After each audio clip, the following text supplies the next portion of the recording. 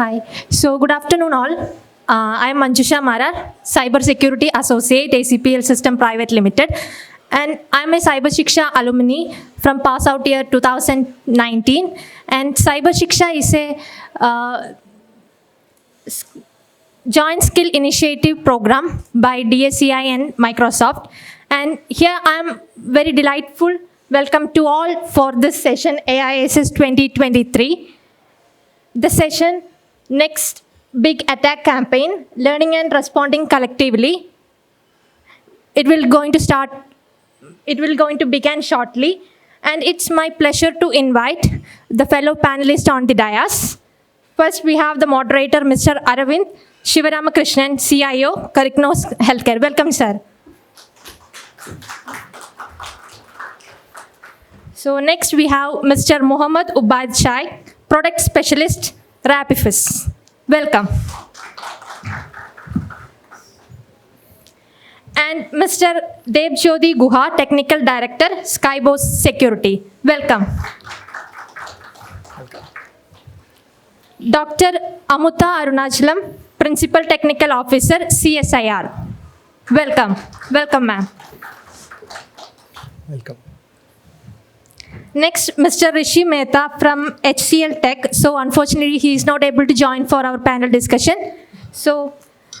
And I'm thankful to DSCI and Microsoft for giving this wonderful opportunity to learn and looking forward for this session discussion today. And requesting moderator, Mr. Aravind Shivaramakrishnan, CIO. Thank you. Please. To lead the session. Okay, thank you. Good afternoon, everybody, and kind of an interesting topic. Why interesting? Because we're talking about the learning, and we're talking about are we learning? There is no dearth of attacks that have happened, and they continue to happen. And it's no surprise that a lot of the attacks have the same signature element of the modus operandi of how these go. And still the learnings of these are not well imbibed into organization culture, into execution plans, into the way we are planning and the way we are structuring our activities. So in this session, I have the pleasure of good seasoned colleagues who've gone through a lot of these, and we'll be delving through each of these aspects. And I'm going to start with Dr. Amuda. Dr. Amuda comes with a pretty distinguished background. I'm not going to give her entire profile, but I'll just probably say what matters most. So she's dealt with the security issues at Adar. So that says more than what I need to say. So with almost, the whole world commenting on everything and everything that has to do with Adar, and the newspapers giving free publicity to anything that goes wrong, or the smell of going wrong, or the third person saying something going wrong, and still you're responding. And these are practical aspects that every senior leader in an organization deals with. Obviously, the Government of India, the largest organization that we all know of, will be dealing with. So, Dr. Amuda, question to you in terms of how can the public and private sectors of government work together? So, both whatever said and then there seems to be some sort of, I shouldn't say seems to be, there is enough trust deficit. So let's acknowledge that part of it. How can we work together and offer a chance for a group response when it comes to this? Because after all, here the enemy is the enemy against the business, the enemy is against the economy, the enemy is against the betterment of the social welfare. So how can private and public sectors come together? Your thoughts and experience on this. Thanks a lot. Welcome to the panel, and good afternoon, everybody. The mic. Yeah. Good afternoon, everybody.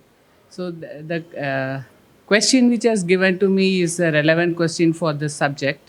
So The thought process of me is that how can we deal with the collaboration in the terms of public and private sector so that we can handle these cyber attacks in an effective manner. So I try to see this with 10 areas. Dr. I would- Amuda, if you can keep the mic close. I would see this to address in some of the 10 areas which I feel it's required for both the sectors to come together. So one, I can say it is on information sharing and coordination. So what is the problem which we see here is there is a lack of efficient information sharing between these two sectors. So if we can build a platform where both the sectors are asked to be together, collectively participate, that platform can help in many ways to address this area, like compliance, confidentiality management, and protections in law perspective. So the second one which I see is on cyber security training and workshops. So when there is some mechanism which is made for both the sectors to come together to conduct the training programs on these handling these cyber attacks, that would make now also we are doing, but it has to be more planned, effective trainings and workshops that will help us in a big way for a nation, such a big nation like this, India. So that is the second one.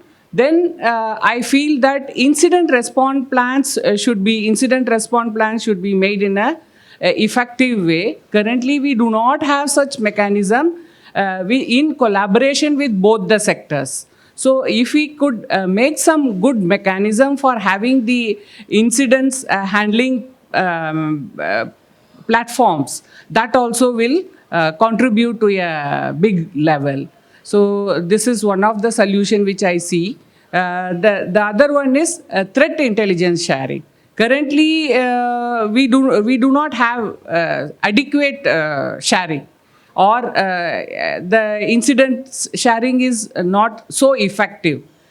For that also we should see that we develop some standardized mechanism so that the sectors come together to share the threat intelligence. Then we can talk about the cybersecurity regulatory frameworks. So that has to be more effective. Currently, if we see laws are existing, but with the day-to-day threats growing in a bigger way, changing the regulatory framework is not so easy. So for that also, we should ensure that we make some mechanism that we handle the cybersecurity regulatory frameworks in a coordinating way between the public and the private sectors. Then the other way is that having a task force that is combined private and public task force. If we could do such a mechanism, that would help in a big way. Currently, we do not see such cohesive task forces. Either you see separately with the government entity or with the private entity or with the individual businesses only it is happening. But if we could see some task forces in a national level, which both the parties are participating, that will yield more results. So this is one of the area which I feel. The other one is on cyber insurance collaboration. Currently, there is no such effective mechanism between these two sectors to handle such insurances, and also the disbursements related to that. There is lot of issues on that. For that also, we need to handle in a bigger way. Then we feel public awareness campaign is one of the area where both the sectors should come together, make a bigger plan, and continuously we do the campaigning on awareness to small businesses, public, and the non-affordable sectors, so that the government gives their hand to get the things in a bigger way. Then comes the final thing, which I feel is having an international collaboration on this, so that we both get together, because the cybersecurity attacks are transcend borders. It handles. So we need to have some cooperation and constant mechanism that these two sectors come together and make a constant touch with the other countries, and we get in a effective collective responding manner. So these are the areas which I feel where public and private sectors can come together, make a better collective response mechanism implement in our nation. Thanks. Dr. Amuda, actually, very elaborate answer, very thought through answer, and you also broke it up into various aspects. And I'm going to pick two parts of what you said. One is the threat intelligence sharing, and another is the knowledge sharing. And these are two areas, and then we'll come to the collaboration part of it also. So my next question, probably I'll move it to Dibjyoti. In terms of the cyber threat intelligence, the knowledge sharing, the platform, and the exchange of ideas, and knowledge sharing platform, exchange of ideas, again between technical people and non-technical people. How do you see the role of all of this as we deal with the intent of how do we prevent the next big attack? Yes, so the best approach is the proactive approach. So that is what is needed of the hour, having a proactive visibility of the attack surface. So if you don't know where the enemy is, you will not be able to move them away, right? So adversaries are always ahead of us, and we need to have a visibility of the entire attack surface. Also, in terms of intelligence, as in the military, the intelligence plays an important and a pivotal role. Similarly, in the cybersecurity landscape, intelligence is pretty important in terms of what is happening on the dark web, right? So what kind of malwares, what kind of payloads, what kind of ransomwares are being developed. So that kind of advisories, recommendations is something that is required to the SOC team to respond collectively and understand that how a particular vulnerability is changing over the due course of time. So if you have these analysis, you have this intelligence across in a platform-based approach and a visibility into having all your environment, the entire infrastructure into a single pane of glass, that will obviously help you to be better prepared for an attack. So it's never you. So for me, it's like two kind of organizations, like one who know they are breached, the other who don't know they are breached. So there is no third category, right? So the only way to have a good approach, good process, good program is to have a visibility and a kind of process and a framework developed for this. So if you go through the different kind of frameworks like CISA, SSVC, that is Security Specific Vulnerability Control, or the risk-based prioritization approach by Gartner. So there are a lot of frameworks that these Gartner, CISAs, they have talked about, they have written about in their research papers. So they always talk about how to collectively look at different vulnerabilities, look at different weaknesses, misconfigurations, and prioritize them. Because it is not possible to act on each and every one of them, but obviously prioritization helps you to understand where your efforts need to be focused, right? So the best possible approach and way is like how fast we can react and how fast we can remediate a vulnerability. So there is something called 0 hour when a person have a cardiac arrest. So the chances and probability of him getting back on his step is how within 1 hour, if he's getting the proper medication, his chances of getting back to life increases 95%. So that is where how fast you can remediate, how fast you can pick things up, how fast you have, and the only way is like having a proper proactive visibility and threat intelligence coupled together to form a kind of process and a program. So, Dibjyoti, again, since you gave the healthcare example and I represent the healthcare sector, I have to draw an analogy from what you said. Indeed true that there is the golden hour for either a stroke or a cardiac arrest, and when the right remediation is done, you make literally 100% recovery with a good quality of life. So 100% recovery, good quality of life. And we map this back to an organization. 100% recovery for the organization and good quality of life in terms of future business, and that's kind of what you're doing.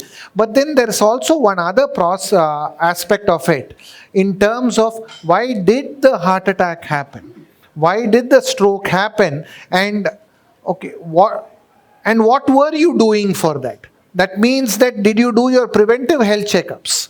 Did you actually take care of yourself? Which gets into the larger aspect of now, are we taking care of the organization or are we only responding?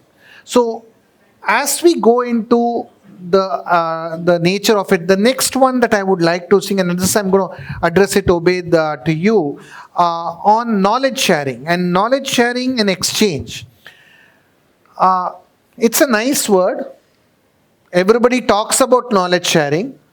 But how do you actually affect that knowledge sharing and if I can be brutally blunt about it, knowledge sharing not because, you got some free time on you or you want some free time on you, so let me go and listen to something. That's actually taking a break. This is like, every afternoon I get into a meditation after lunch. Sometimes I meditate with my eyes open and sometimes I meditate with my eyes closed, but it happens every afternoon after I have my lunch. So which essentially and all of us know really what happens in that meditation session. So knowledge sharing, how do we take it seriously? How do we make it effective? And how do we make it such that the organization's culture and DNA is getting improved with every bit of knowledge? Okay. So first of all, let me talk about why knowledge sharing is important. As you can see, the threat landscape, cybersecurity is evolving and cyber attacks are evolving. And we went from seeing unorganized cyber attacks to much more sophisticated and organized cyber attacks.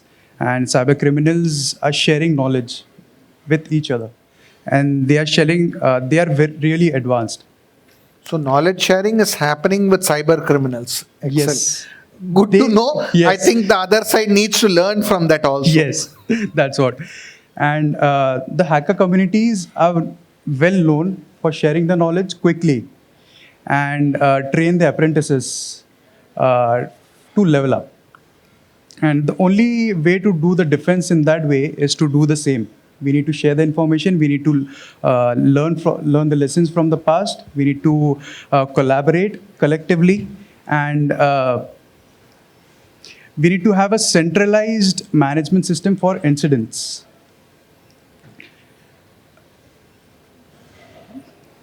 And it means we need to collaborate with different organizations, industries, and countries. And in 2019, the United Nations came up with the idea to draft a treaty for countering cybercrimes. Okay.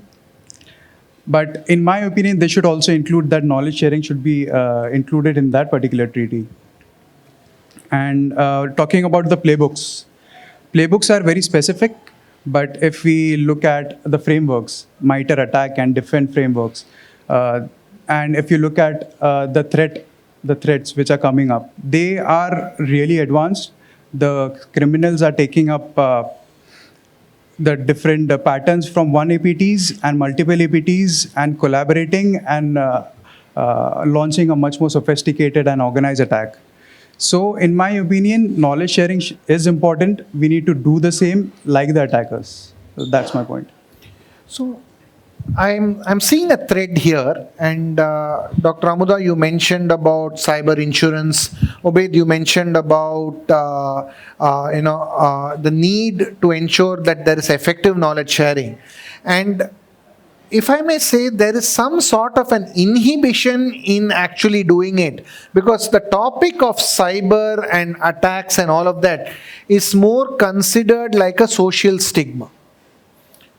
So there's not open talking about it because obviously there's a fear that there will be judgment passed on an organization's capability, on the nature of solution. So within the organization itself, the developers will not want to talk about it to the support personnel or the sales personnel, because there'll be some sort of a judgment going on. So if I may call it as some sort of a social stigma. And similarly, the right information is not shared with the cyber insurance, because you think that it will be taken against you versus actually helping you going through a time of risk. So now that calls for an important question, and probably I'll have all of you respond to it if you would. How would you approach this in terms of strategies for coordinated response? And strategies for coordinated response also keeping in mind, do you know your enemy? And I think you brought it up nicely in terms of, do you know your enemy? Whom are you? Okay, you want to fight. You want to share knowledge. For what purpose? What is it against? So what are your thoughts on coordinated strategies as we look at learning from the past, learning from what we are doing, learning from what our neighbors are doing, in terms of preventing the next big attack? If I can start with you, Dr. Amuda. In this area for coordinated strategy, I think we need to make some nationwide standardized domain-specific areas, and the teams that should be working on in the private sector, coordinated, domain specific. And one area what I see is, which I missed it, is having research and development in the area of cybersecurity with coordinated efforts from both the sector, actively funding, participating and contributing. So with all this specific to the domain, if we could make some big systems, that would definitely help us in collective response. So the cyber criminals are definitely investing big on research and development, because unless they're doing that research and development, if I may call it, in a negative direction, that can, if the same is translated back into, I think the nature will be much more safer. And I'm going to probably come back to you in terms of the industry specific way of looking at it. But for Dibjyoti, if I can take your views on how we see strategies for coordinated defense. Yeah, so today cybersecurity is obviously a board level discussion, so it's everybody's responsibility. So only the IT or the security is not today responsible for cybersecurity. Similarly, for our nation also, it is everybody's responsibility to understand what, because the weakest link is always a user. That is where the exploitation happens. And if the knowledge sharing, understanding, trainings are given properly to the users, so obviously they are better prepared not to click on malicious links. So that is how it happens. Few days ago, there was an advisory from CERT regarding Samsung mobile phones, right, S23, that even the latest Samsung Android version 14 is vulnerable to the heap overflow attack vulnerability, and the attackers can record your videos using your camera. So now you have to understand, like, this kind of threat or this kind of situation can always affect our private life. Like if somebody is using our camera, and this is coming from someone like CERT, that the Samsung latest S23 Android 14 versions are affected with this vulnerability. So we need to understand that how to have a coordinated approach. Even each and every user, even every citizen should understand that this can affect their personal life. So the security today from board level has also transformed into a personal level security. Right, so PII. So all of this is something very sensitive matter. We need to understand, we need to act accordingly. how to take care of them. Currently, there is no solution. It's only like upgrading to the latest version. That is a solution immediately provided by the vendors and OEMs so patching is pretty important. Remediation is pretty important. That is how a strategy should be developed, like doing a scoping, doing a discovery, doing the prioritization, and then obviously acting on them. So I see the strategy to be in a four-phased approach, that how a particular risk or a vulnerability or threat can be only handled through a four-pillar approach. On a lighter note, because of the CERT guidelines given last couple, if anybody wants to stop using your S23 and want to donate it, I'm available. So that would be something that I definitely accept, and we'll take care of the CERT guidelines still. Obaid, your thoughts in terms of coordinated attack and coordinated strategies to prevent the attack, and coordinated strategies from what you mentioned in terms of the knowledge sharing also. Okay. As I said, the strategies for coordinated attacks, one is collaboration, other is training. Okay. So let me start with the story, the real life story. And we were working with an organization, a huge organization, and they were under attack. And we inspected that organization got attacked. The attack was initiated via CVE, which was released a year ago, and they did not patch it. And the first question I asked the security professionals was that, are you aware of this particular CVE? Not a single person in the room was able to answer that. So we need to train the people, and we need to put the security professionals as well as the shadow IT people in simulations.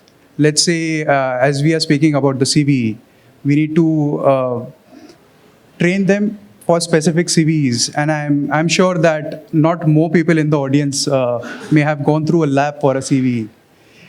And we need to train the people, and the content for that particular training should be around a framework. That framework should be around the decision-making frameworks like SignWin. And it is very important for training people, and that is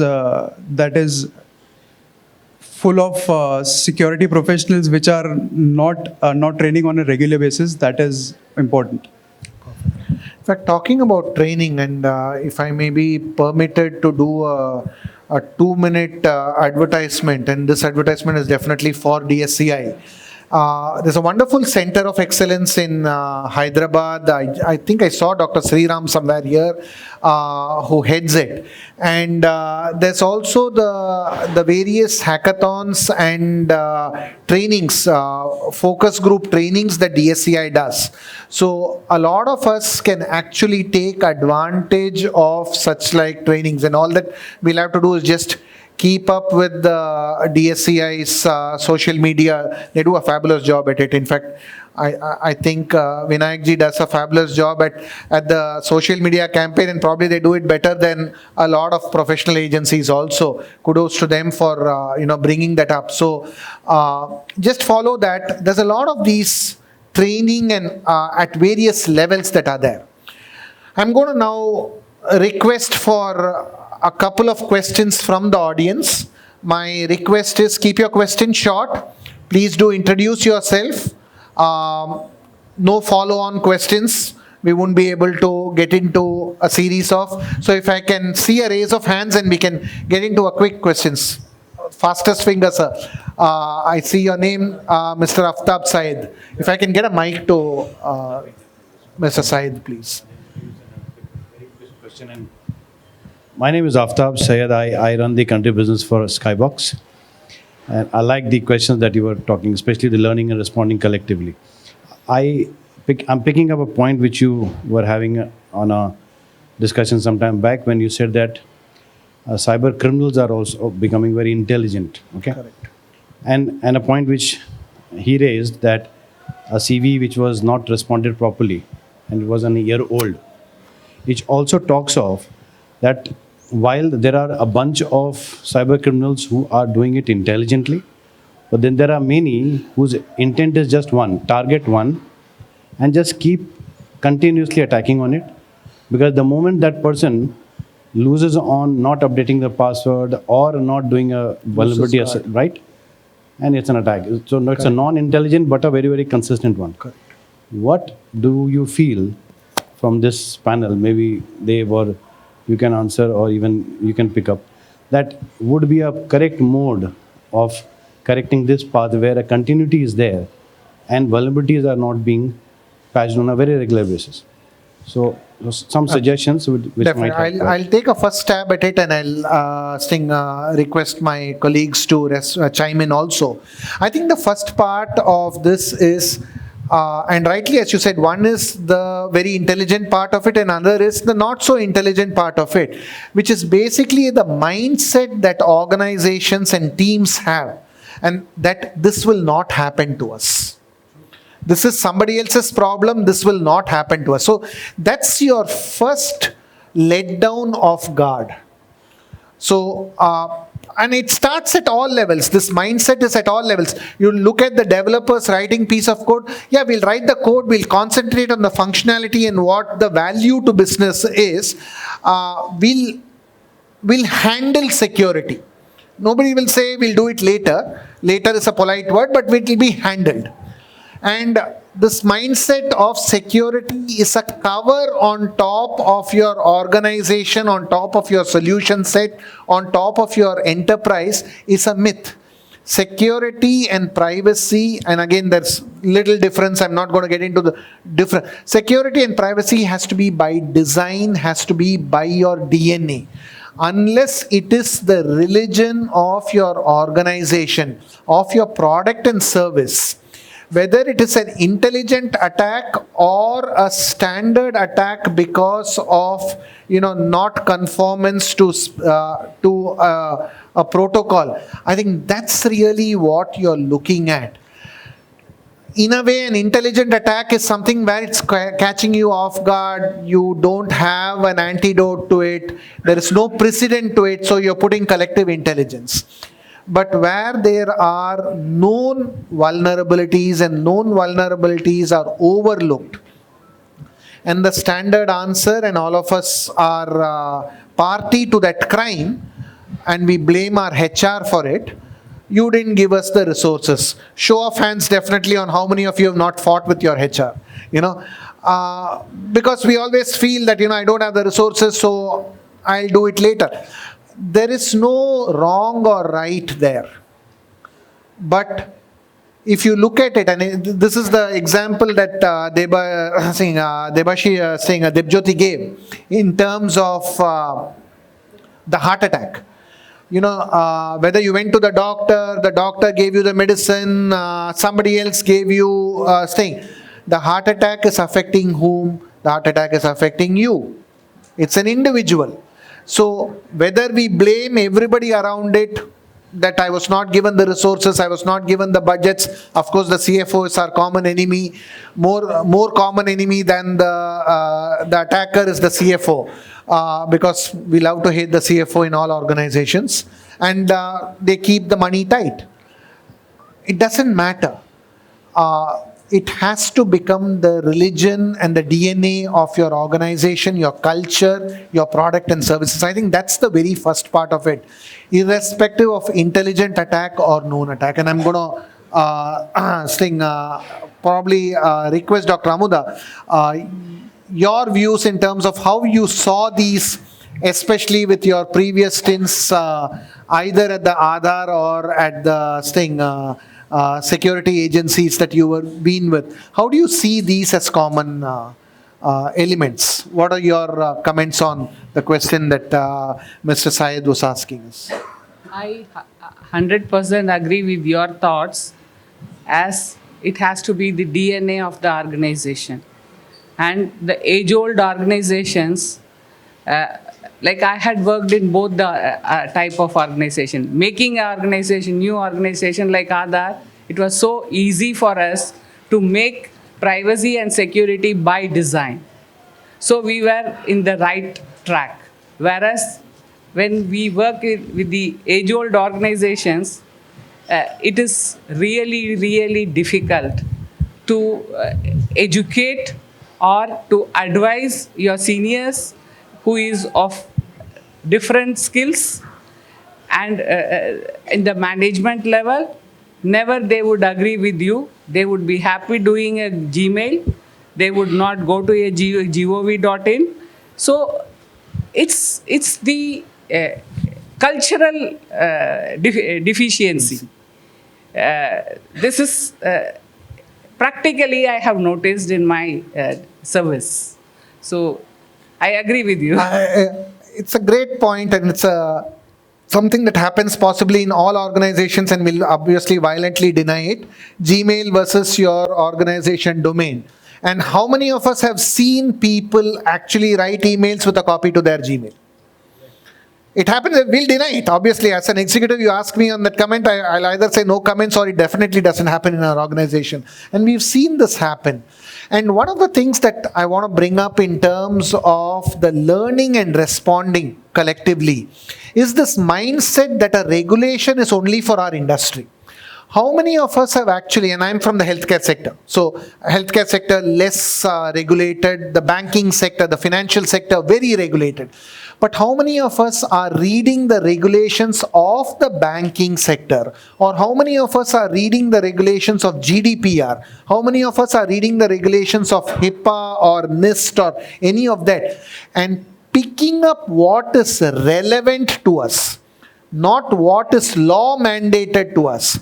And I think that's the biggest part of learning and responding, is to look at all the sectors and look at those sectors and find out what we can grasp for us, irrespective of whether it is law mandated. We don't need to do things only if the lawmaker is breathing down our neck. That's really not something that's realistic. I can take another question. I've got some time. One more question from the group. If anybody wants to add a question, any show of hands on a question to the panel here.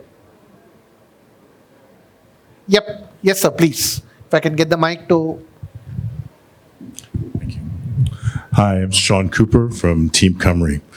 So, and I could go a few different ways. This is a few things that I'm trying to cipher between the ones, but the public-private scenario. So to your last point, that we can't really have legislation drive policy, but it seems like that is one where the government should drive that, because there's going to be, in my own personal experience, the public-private partnership doesn't work because one of them has to own the process and the framework, and then the other one then feels somewhat left out. So how do you walk that line? As you said, you don't want to have everything legislated to, but you still need to create that public-private partnership that then flows down to all the other parts that you were talking about. Training, learning, all the cultural things that everybody has to deal with in organizations, because the main problem is everybody has people who make mistakes and other things, and they're the vulnerability. So it was sort of a roundabout question, but please. And I'm going to request both Deep and Ubaid to respond. And the reason I'm going to put both of them on the spot to get them to respond is they represent the private sector. And normally we like to say the government has to take care, and we'll all look at Dr. Amuda and say, okay, what are you planning to do for us and how are you going to get us safe? It's like as if, it's all your responsibility and we follow rules. So how does the private sector actually reach out and actually enable the government to formulate rules that we can follow? So in terms of government and private, so one of the best solutions that Indian government have implemented is the Adar. So Adar OTP, again, that is a two-factor authentication that we talk in the private or in the industry. Like we use two-factor authentications to log into our applications. Today also, to do any kind of process, any kind of, we get an OTP from Adar. And then that is one way that whether this user is genuine, and we punch in the OTP, and obviously we can do biometric scanning, right? So that is again one of the way that, since Adar stores all of this information, fingerprint, biometric scanning functionality, and obviously the OTP that we get. So that is one of the best things that has happened in the last 5 years, and the adaptation has been very good by the Indian government in that terms. So in the corporate world also, since we are sitting at the corporate and we use apps, a lot of technologies, two-factor authentication, even to log into our laptops today, right? So that is one way that we are doing two-factor authentication. So the best solution to achieve use is an identity and access management. That is the best way that we can use and understand that the genuine users are accessing the applications, the trustworthy users are accessing the trustworthy applications, and similarly it is for the nation also. And we are really moving good on that direction in terms of identity access management through the Adar authentication. Obed, you have the final word on this. We are almost run short, but you have the final word on this. Yeah, I'll answer that shortly as we don't have much time. So I think the government should make policies and frameworks to force, I mean, as you said, the mindset needs to change. So we need to force the organizations to collaborate. And as you've known that the manufacturing of iPhones, they have to comply to the government, right? So likewise, we need to do that. The government should take initiatives to create policies for that. So my takeaway on this is we have to collaborate, we have to communicate, but the bottom line of this is we have to be willing to learn. And unless we learn, we are only going to have this repeat itself. And unless we learn, we will not be able to bring our organization, our society, and our nation to the next level. Thank you very much, Dr. Amuda, Dibjyoti, and Obed. It was a pleasure talking to all of you. Back to you. Okay, there is a small memento, so I am requesting Mr. Prajul to hand over this memento for all the speakers. Thank you.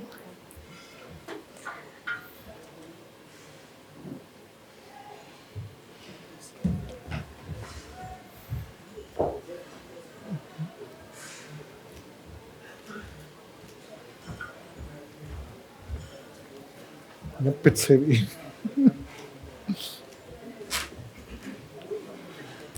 Also, I am requesting we have a small group photo.